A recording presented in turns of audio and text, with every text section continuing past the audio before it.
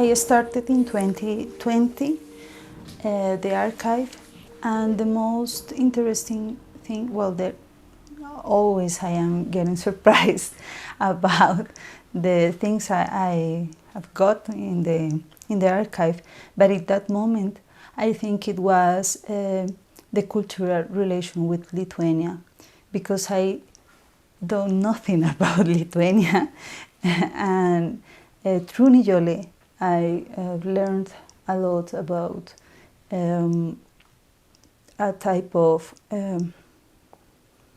personality of with compromise with work and rigorosity, and maybe like an understanding of the world with a very straight way of thinking, and with the well-being, you know, like doing the right thing and do it in just a way, not being talking too much like I am doing like that, like now. that is something that shocked me, and I could see that in the documents and also in the relation with the family.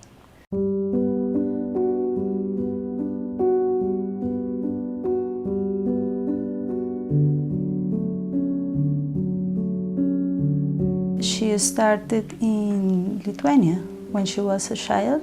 The situation in Lithuania wasn't good because of the period between wars, and I think it marked her a lot.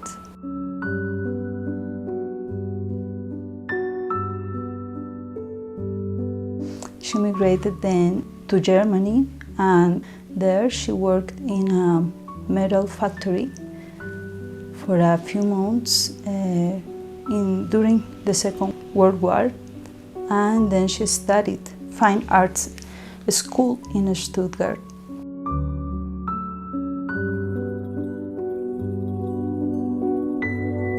She gets married there with Alfonsas Mockus, who was a student of architecture in Stuttgart, and they traveled to Bogota, Colombia, in Americo Vespucci's boat through Genova, Italy, and they arrived in Buenaventura, Colombia, with nothing more than, I think, 2 bags full of photos and works of Nijolė made by her in her studies, during her studies in Stuttgart.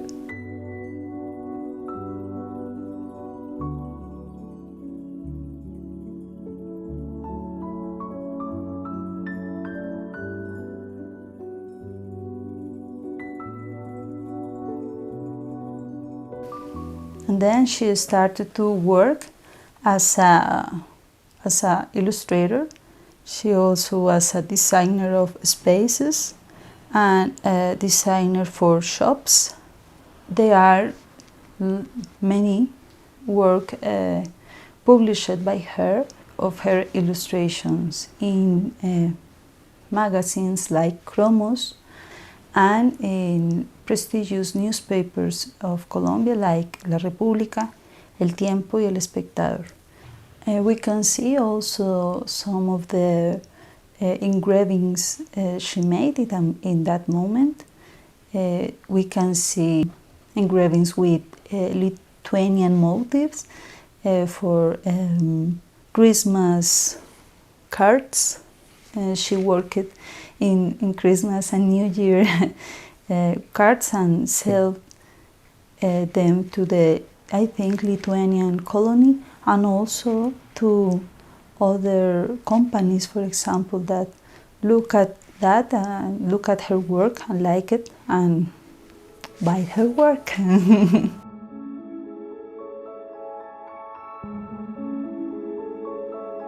What is curious about her encounter with clay is that when you see the topics Nijolė studied in Germany, it isn't the clay. So she learned here in Bogota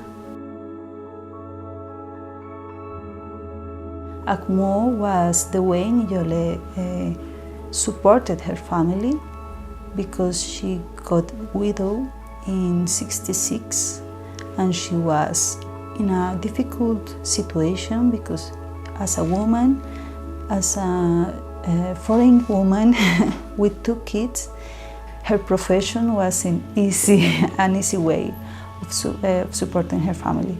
So she founded ACMO, that was a successful atelier, and that way she could support her family.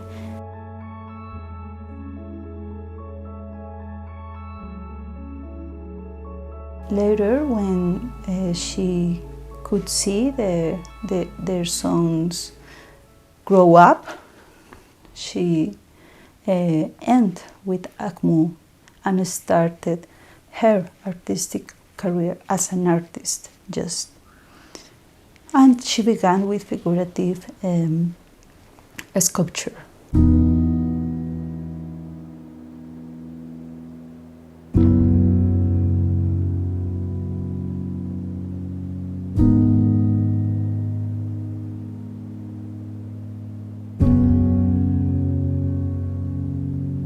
And later she changed her sculpture style to abstract.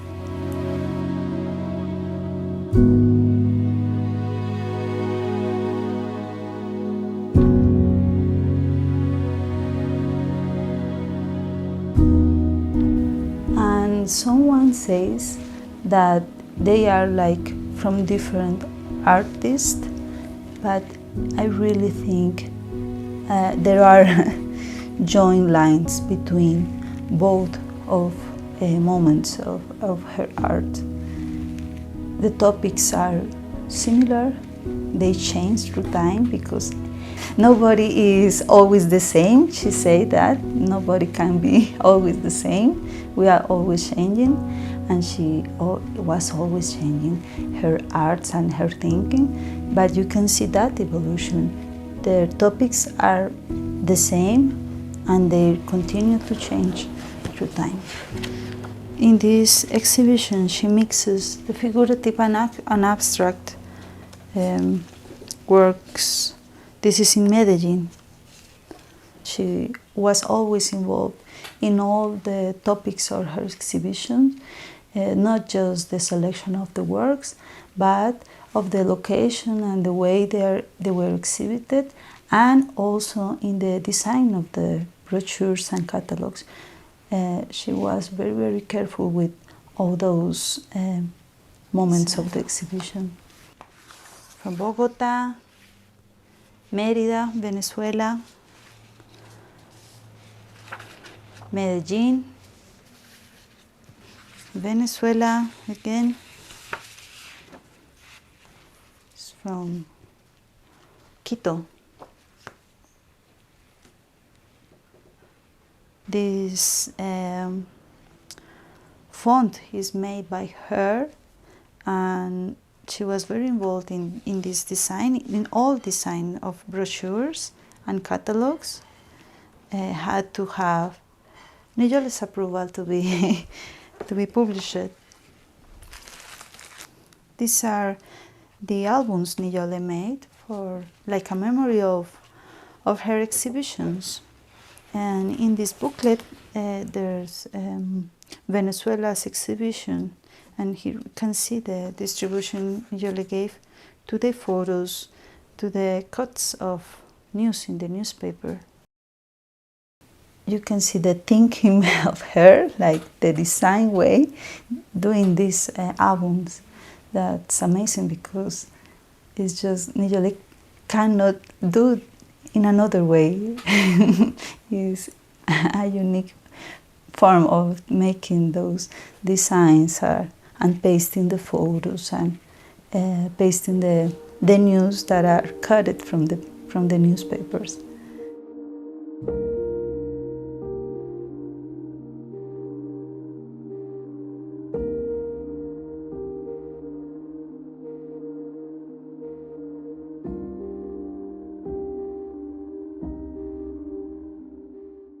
In her latest days, she continued working because it was like part of her life. She couldn't stop doing that because she was always thinking, doing philosophy with her art.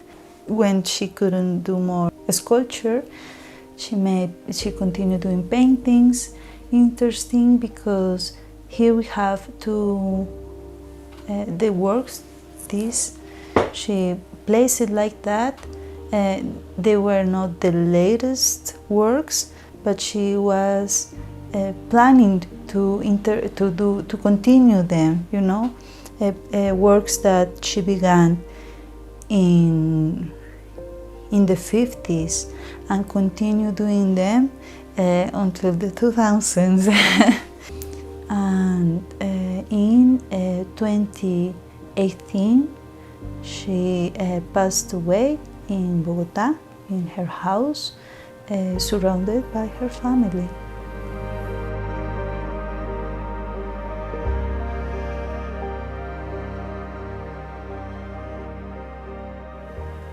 I think Lithuanians must know that Nijolė loved her country. She always had it on her work. She didn't tell that, but with that proximity I have with the work, as a person have known Lithuania from her work. And maybe I don't understand all of that, but I know there is a part of Lithuania in all of these works. For example, we can find a sculpture called Desde mi tierra así te veo, Agle, which in English it means from my land, this is how I see you, Agle. And I think it's like, because Colombia was also Nijolė's land, became in one moment, is the relation. She's always looking at Lithuania and looking for Agle. I don't know if Agle is a person or is the tree or is the culture, but there is a connection.